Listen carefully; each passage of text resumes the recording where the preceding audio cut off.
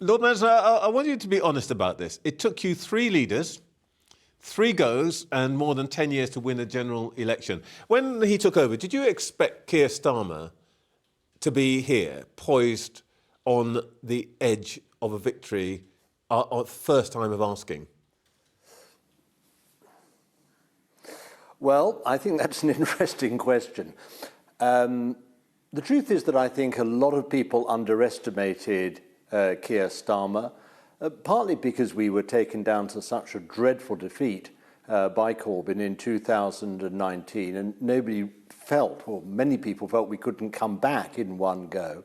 But also because right from the beginning, he's come under a huge bombardment of propaganda from the Conservatives aimed to take him down. But I think he's shown skill, I think he's shown great determination, both by dealing with the Corbynite hard left and the anti-Semites in the party who he's put out, but also now by offering policies on the sensible, realistic sort of centre ground of politics. And that's what people want to hear. And the contrast with Sunak couldn't be greater. He didn't take on his right wing. He's spewing out policies to appeal to the right wing of his own party and what he thinks what the Reform Party are offering in contrast. And let's face it, he's doing it. He's not taking on. I want to come back and ask you about... He's not taking on reform because he's a weak leader. I want to come back to ask you about the effect of reform. But before... and by the way, in my unofficial job as Mandelson translator, I'm taking that as a yes, you didn't expect this to happen. But I want you to put your party, and that's true for most people, before you put your party hat on, I want you to talk to us as a political operative. You went to work for Neil Kinnock, dragged Labour back from a disastrous defeat in 1983. Looking at the Tories, what do you think's gone wrong for them in this campaign?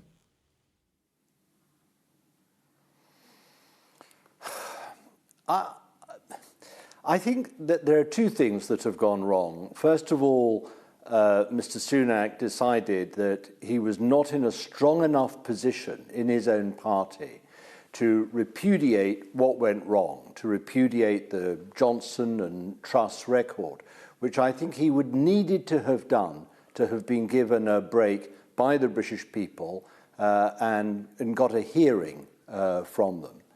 Secondly, he feels that he is constantly having to outflank the right, to outflank the Reform UK party. And he's doing so by appeasing them, by sort of throwing red meat to Farage, which is not outflanking him, it's just making him bolder, it's just making him, frankly, stronger than Sunak.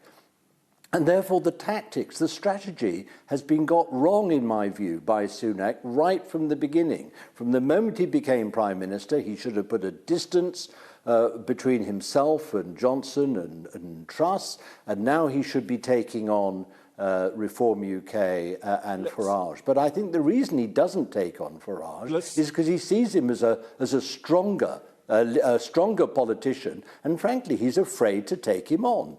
Well, let's talk about Farage.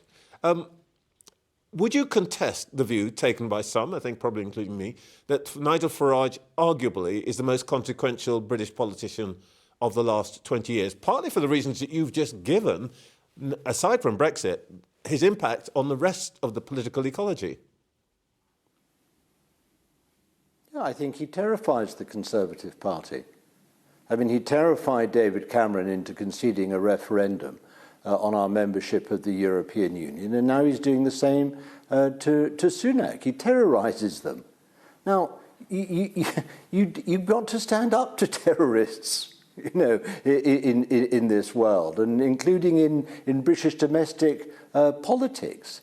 But Farage is an effective politician. There's no point in denying it. He has a clear message. It's not one that I happen to agree with in any respect at all. I think that Farage is much better at, taking people down and destroying things than he is in offering a constructive, clear alternative. But be that as it may, the job of the leader of the Conservative Party is to take that on and show an alternative to it, not to appease it.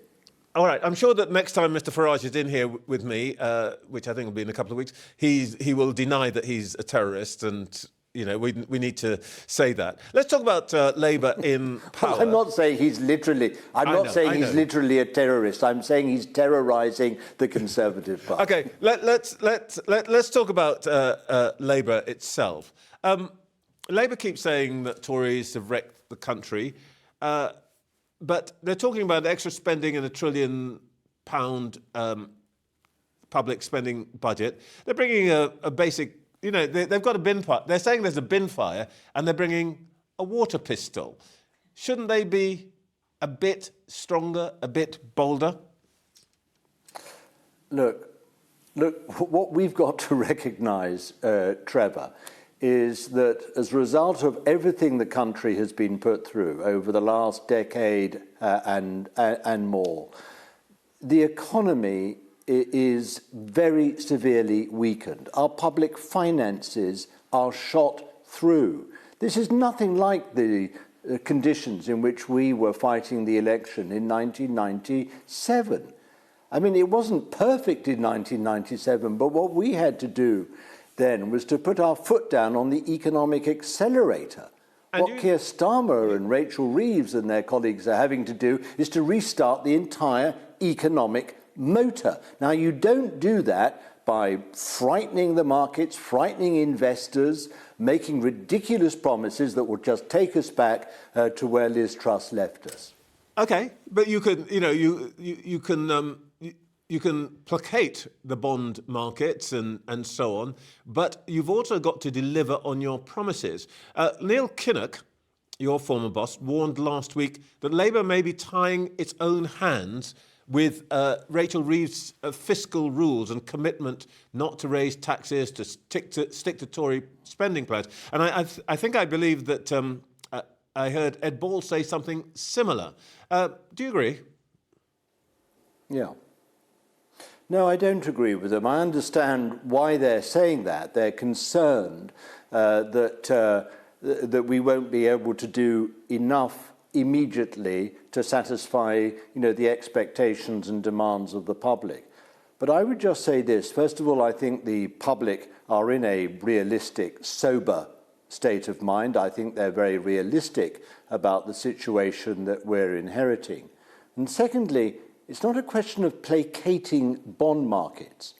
It's about doing enough to create the stability, economic, political and financial stability in the country that's going to restore confidence to the markets, restore confidence to investors, restore confidence to business, so that we can over time turn round and rebuild what has been economically destroyed in our country. Now, you were interviewing Wes Streeting earlier in this programme, and he said very honestly that we cannot simply sort of embark on some sort of spending spree in order to meet the immediate total demands of health spending in this country. What we can do is make a start, and he set out how we will do that. But over time, as the economy strengthens and as growth gets underway, we will be able to spend even more on our public services, rebuilding our country's infrastructure, and then carrying out the reforms that we need to make over the long term.